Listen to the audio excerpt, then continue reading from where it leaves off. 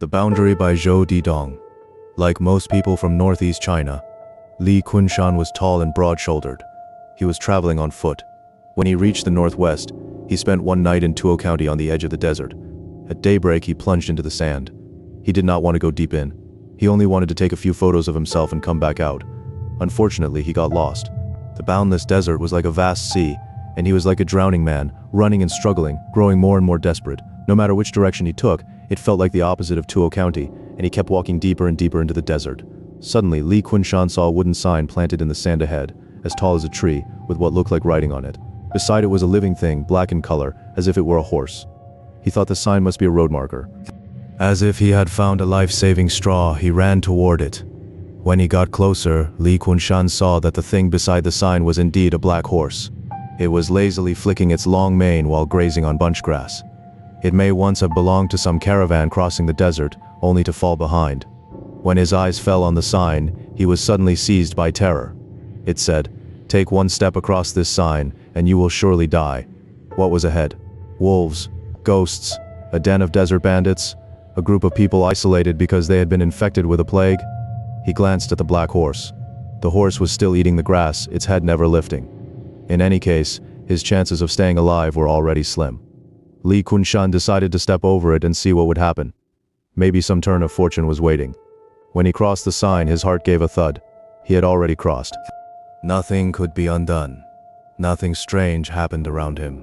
He took a few more steps, then remembered something and looked back at the other side of the sign. To his surprise, it too bore words. "Take one step across this sign and you will surely die." He stood there. The more he thought about it, the less he understood. And the less he understood, the more frightened he became. The desert lay dead silent. Although it was August, the temperature at the surface of the sand had reached at least 70 degrees Celsius. Now and then one or two red willow trees could be seen. It was the season when red willows bloomed, and their flowers were so brilliant they gave off a faint sense of bad luck. In some places, sparse tufts of bunch grass and other scrub plants grew here and there, looking ugly. Compared with the vast desert, these sand-fixing plants were far too small. The desert was devouring the soil, spreading forward like a demon. Qunshan thought he should take the horse with him. It could replace his own legs, and when he was at the end of his rope, he could even eat it. But it had no bridle. It was more like a wild horse. The only way was to ride it. Qunshan went up to it and tentatively patted it. It did not kick out. It was quite docile. Qunshan awkwardly climbed onto its back and squeezed his legs. "Giddy up! Giddy up!" It suddenly lunged forward and broke into a mad run. At that moment, Qunshan was convinced it was a wild horse. It ran too fast.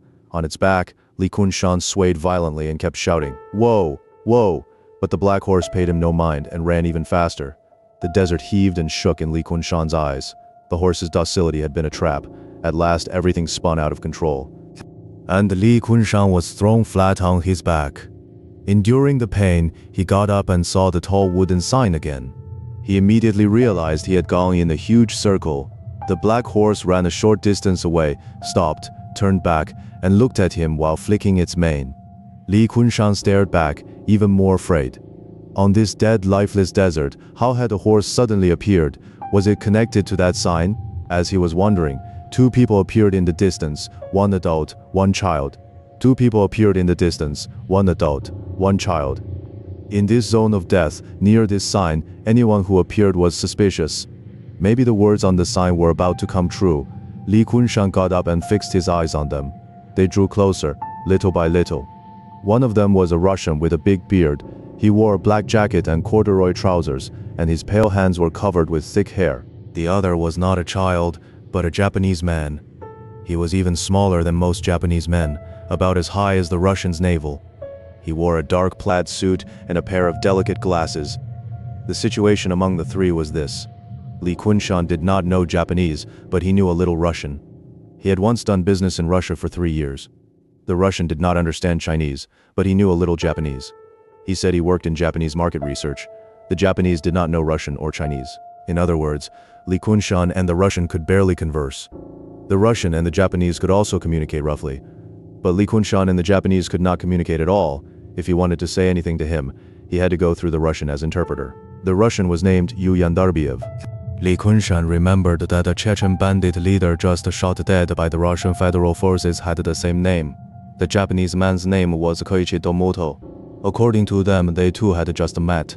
They were both tourists in the desert, both staying in Tuo County, and both got lost as soon as they entered the sand. Why was everyone getting lost here? Qunshan stayed wary of these two foreigners. He remembered a TV program once made about the differences among Chinese, Russian, and Japanese culture. There were 3 guests, 1 Chinese, 1 Russian, 1 Japanese. One topic went like this: when 2 people go to a restaurant to drink, should they split the bill or should one person pay? The Chinese guest said, "I choose to pay." If everyone pays separately, the drinking loses all its flavor. Better not drink at all. The Russian guest put a big hand on the Chinese guest's shoulder and said, "On this point, I agree with my Chinese brother." The Japanese guest said, "We Japanese always split the bill, that is more correct. If a meal costs 10 yuan, then each of the 3 pays 3 yuan, and the remaining yuan is settled by coin toss." Qunshan rather liked Russians. They were descendants of ancient Russians. They belonged to the largest country in the world. They were kind, melancholy, and honest. They drank heavily and got thoroughly drunk. They sat by a quiet river, playing the accordion, one of them singing softly. They went to war for justice. Qunshan did not like the Japanese. They were a people of unknown origin. They were martial and combative. Their most famous myth, Momotaro, told of how a person born from a peach defeated the Lord of Demon Isle and seized the gold and silver treasure for himself. There were also the tales of Isenboshi and Gofunjiro, about how fiercely and belligerently they fought, defeating the strong with the weak. Today, the cartoons they produced were filled with violence and slaughter. They either killed people or killed themselves. When they killed, they did not blink. Likewise, when they killed themselves, they did not blink either. Just the Nanjing massacre alone, they slaughtered 300 Chinese people. What they held on to most traditionally was singular, bizarre, and strange. What they held on to most modernly was nothing more than metal, electronics, chips, programs, code, and robots. Qunshan had a few friends who were crazy about Japan and kept going on about Japanese idols: Takuya Kimura, Mai Kuraki, Ayumi Hamasaki, Satoshi Ono, Takako Matsu. For that reason, he nearly broke with them. Qunshan pointed toward the sign and asked Yu Yandarbiev, "Did you see the writing on the sign?" "I did." "What does it say?" Yu Yandarbiev asked in Russian. "No matter which direction you go, if you pass this sign, you die," Qunshan told him in Russian. A shadow of fear flashed in Yu Yandarbiev's eyes. The Japanese man had said nothing all along. He did not understand Russian. He simply lifted his head and watched the expressions of Yu Yandarbiev and Qunshan. Qunshan was a little shorter than Yu Yandarbiev. Qunshan lowered his head and said to the Japanese man in Russian, "Hello." Yu Yandarbiev translated for the Japanese. The Japanese immediately bowed slightly, smiled very politely, and said something in Japanese. Yu Yandarbiev said in Russian to Qunshan, "He asks you to take care of him." Qunshan then asked the Japanese in Russian, "Which direction do you think Tuo County is in?" After Yu Yandarbiev translated it to the Japanese pointed toward the sign and rattled off a few lines in Japanese. Yu Yandarbiev said, "He thinks it should be that way." Qunshan thought it over and said, "The 3 of us should use this sign as a base and go in 3 different directions to scout. In the afternoon, we come back here. If one of the 3 directions is right, then all 3 of us are saved. If all 3 are wrong, then there is no doubt we should all go together in the final direction." Qunshan's Russian was only average. He put a lot of effort into making himself clear. Yu Yandarbiev also had to strain himself to understand what Qunshan meant. Then he had to strain again to translate it to Koichi Tomoto. Yu Yandarbiev and Koichi Tomoto both agreed with Qunshan's suggestion. So the 3 of them set out separately. Qunshan walked for more than 10 kilometers and still saw no trace of buildings or trees. So as agreed, he turned back along the same route. When he came back to the sign, he was stunned. Yu Yandarbiev was dead. He lay on the desert floor, his eyes fixed on the evening sky. A cut had been made from his left abdomen to his right, and another from his chest to his lower belly, forming a complete cross. Blood had dyed the sand beneath him red. This was seppuku, the Japanese warrior's way of disembowelment. Koichi Tomoto stood beside the body, looking uneasy. Qunshan stepped back and stared in terror at this bespectacled Japanese man. He was as small as a child. How could he possibly have killed the tall Yu Yandarbiev? Where had he hidden the knife? "You, why did you kill him?" Qunshan asked shakily. The Japanese man burst out with a string of Japanese as if trying to explain. That was the end of it. Yu Yandarbiev was dead. In the open desert, only the 2 of them remained. Now they could not understand each other's language at all. like two different animals. The Japanese man began gesturing. It seemed he was saying, when he came back, the Russian was already dead. Then he searched his entire body as if to tell Li Qunshan that he had no weapon. Li Qunshan looked around. Aside from the sign, there was only that mysterious black horse flicking its tail while lowering its head to graze on bunchgrass. Had the words on the sign come true? If so, neither Li Qunshan nor the Japanese man could escape. Death was creeping closer. Li Qunshan caught its scent, faint and slightly sweet, like some kind of household aerosol insecticide.